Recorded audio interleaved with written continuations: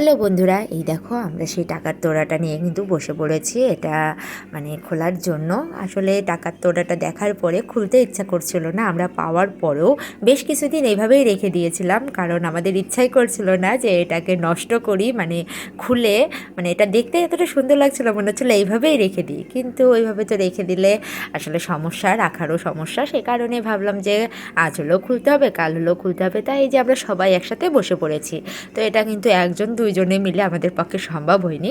আমাদের বাসার ভিতরে সেই সময় যে কয়জন ছিল সবাই কিন্তু টুকটুক করে আসলে মানে এটা খুলছে, আর এতটা মজা হয়েছে, মানে এমন কেউ নেই, এমনকি আমার ছেলেও এটা খুলছে। আর এই যে জ্যাঠা জেঠি দিদা, মানে কি বলবো, বাসার ভিতরে এমন কেউ বাকি ছিল না যে এটা খোলার কাজে লাগেনি। তো এই যে আমরা কিন্তু প্রথমে আগে কাঠিগুলো খুলে খুলে নিয়েছিলাম আর তোরার থেকে, তারপরে আস্তে আস্তে টেপগুলো খোলা হচ্ছিল।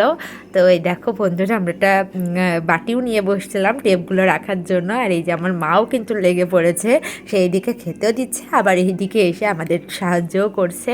আসলে আমাদের এটা খুবই আমরা আনন্দ উপভোগ করছিলাম এটা খোলার সময়। কিন্তু আমরা সেটাই চিন্তা করছিলাম যে আমাদের খুলতে এতজন লেগেছে, তাহলে যারা বানিয়েছে তাদের কতটা কষ্ট হয়েছে, কতটা সময় লেগেছে।